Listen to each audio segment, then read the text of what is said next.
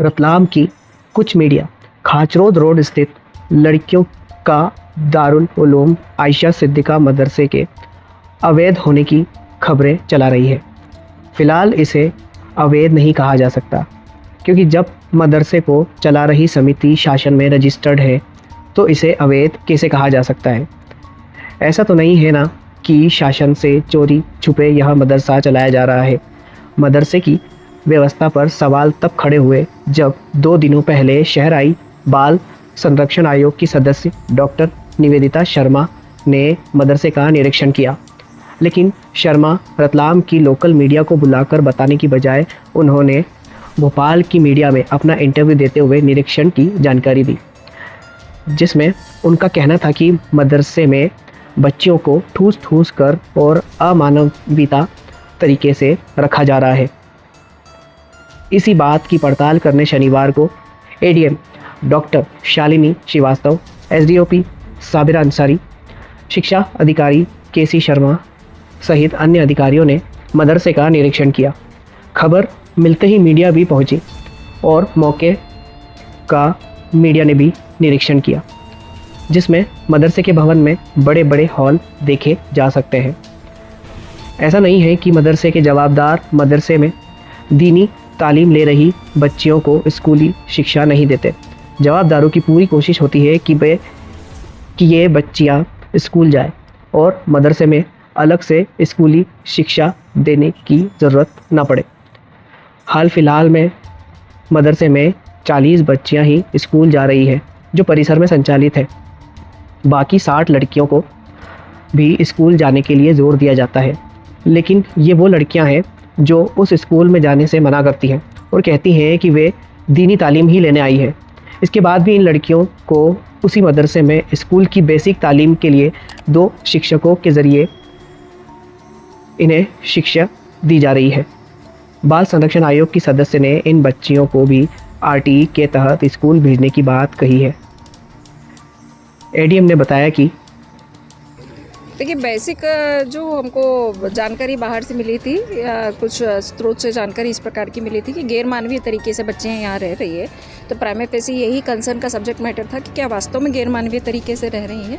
तो जो है जांच का मुख्य बिंदु इसी पे केंद्रित था और यही चीज़ें यहाँ पर जांची है। लगभग जो है 100 के आसपास बच्चियाँ हैं यहाँ पर जी। तो मदरसा अनुमति से चल रहा है कि बिना अनुमति से चल रहा है? देखिए, यहाँ पे समिति का पंजीयन है और समिति इसको रन करती है और पंजीयन के संबंध में डॉक्यूमेंट पूछ रहे हैं, वो लोग सबमिट करेंगे, समय मांगा है। बाल आयोग के सदस्य आईटी ब्यूरो ने यहाँ पे स्थिति देखी थी, उसके बाद में देखिए, उसके संबंध में कोई विस्तृत निरीक्षण का कोई प्रतिवेदन या कोई टीप या ये मेरे जानकारी में अभी तो नहीं है। चूँकि ऐसी जानकारी मिली थी कि गैर मानवीय तरीके से यहाँ पे बच्चियाँ रह रही है, तो प्राइमरी फेसी एक कंसर्न का सब्जेक्ट मैटर होता है, तो उसी को दृष्टिगत रखते हुए यहाँ पर आकर चेक किया है कि क्या वास्तव में ऐसा है कि गैर मानवीय तरीके से बच्चियाँ रहती हैं। मदरसा बोर्ड के लिए क्या बताया कि मध्य प्रदेश मदरसा बोर्ड की अनुमति मान्य रहती है, इनके पास वो नहीं है। देखिए, मैंने चर्चा की है, इन लोगों से पूछा है, पर शायद मदरसा बोर्ड का पोर्टल जो है वो 2-3 सालों से रन नहीं कर रहा है, ऐसा ये लोग मुझे बता रहे हैं। अनुमति के संबंध में और डॉक्यूमेंट मैं कलेक्ट कर रही हूँ, जब मिल जाएंगे उसके बाद में स्थिति स्पष्ट हो पाएगी। बच्चे सभी स्कूल जा रही हैं, क्या स्थिति है? देखिए, यहाँ पर जो है बेसिक जो इनका एजुकेशन होता है अपार्ट फ्रॉम स्कूल एजुकेशन, वो यहाँ पर होता है, जिसमें ये अरबी और अपने कुरान वगैरह ये सब पढ़ने की एजुकेशन लेती हैं। ये 4 साल का इनका कोर्स होता है, 2 से 4 साल का होता है। ये केवल उस तक लिमिटेड है, वो एजुकेशन से रिलेटेड नहीं है जो मध्य प्रदेश शासन जो है देता है। वो अलग स्कूल इस प्रीमाइसेस में रन हो रहा है, वहाँ पर है। यहाँ पर हमने लोगों से चर्चा की है कि इसको उससे भी जोड़ने की कोशिश वो करेंगे। जेंट्स भी यहाँ पर रहते हैं, छात्रावास बताया गया है। छात्रावास के अंदर नहीं रहते हैं, आउटसाइड रहते हैं। जो क्लासेस चलती है उसमें पढ़ाने वाले ज़रूर जेंट्स हैं, लेकिन लड़कियाँ जहाँ रहती हैं वहाँ पर उनके केयर टेकर एक फ़ीमेल रहती हैं।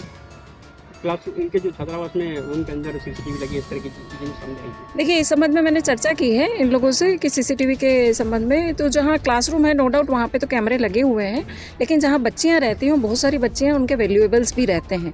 तो इसको दृष्टिगत रखते हुए इन्होंने पहले कैमरे लगाए गए थे, ऐसा इन्होंने स्वीकार किया है मौखिक रूप से, लेकिन कल जो जांच हुई उसके बाद में इन्होंने ये कैमरे निकाले हैं और इनका मेन कंसर्न इन्होंने यही बताया है कि बच्चियों के सामान चोरी ना हो। रही बात ये कि बच्चियों की कोई प्राइवेसी है, तो बच्चियों का वज़ू खाना, नहाने का इंतज़ाम और कपड़े बदलने की जगह दूसरी है, उस कमरे में नहीं है, ऐसा मुझे अवगत कराया गया है।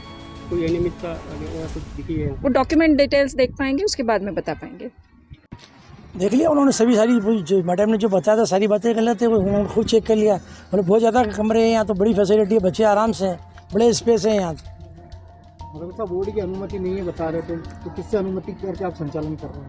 ये इसकी एक कमेटी बनी हुई, पुरानी जो कमेटी है उसके आधार पर संचालित हो रहा था ये। और मदरसा बोर्ड का जो है वहाँ से पोर्टल बंद है, हम लोग कोशिश कर रहे हैं, जैसे ही चालू होगा हम उसकी अनुमति ले लेंगे। सरकारी डॉक्यूमेंट कोई भी हो, हमें तो सब उसी के आधार पर चलना है, हमें अगेंस्ट गवर्नमेंट के जाना ही नहीं है, उसके आधार पर सब काम कर रहे हैं हम। कितनी लड़कियां हैं? अभी 100 बच्चे आए मदरसे में। कहाँ से आई है? सब आसपास रतलाम के अलावा जो है आसपास रतलाम के आसपास के अलावा उज्जैन इंदौर जिले तक की भी हैं। मैडम का कहना था कि स्कूल में 100 बच्चे हैं, लेकिन 40 स्कूल जा रहे 60 नहीं जा पा रही है। ठीक है, इसके बारे में हमने चर्चा कर ली और मैडम से कर लिया, सब हम मशवरा करके एडवाइस करके इन बच्चियों को उधर शिफ्ट कर देंगे। ऐसे इनकी जो बेसिक ये एजुकेशन तो हम दिलवा ही रहते हैं, हिंदी इंग्लिश मैथ्स वगैरह तो हम दिलवा ही रहते हैं यहाँ से। और जैसे हमारी नई कमेटी बनी है, इसके पहले जो कमेटी थी हमें पता नहीं था क्या हो रहा था। अभी 6 महीने पहले जो कमेटी बनी है और उसमें भी ये वेकेशन का सीजन चला गया। अब जैसे जैसे नई नई बातें हमारे सामने आएगी और जो भी कमियाँ हमें लगेगी हम उन्हें बिल्कुल सुधार करेंगे। हम तो बेहतर से बेहतरीन करने की कोशिश करेंगे उसको। परिसर में स्कूल भी है, कब तक की मान्यता है? अभी 12th तक की मान्यता अभी हुई है इसकी, इसके पहले 8th तक की मान्यता थी इसमें। एडमिशन है इसमें? अभी 240 करीब एडमिशन है इसमें, 240 से करीब।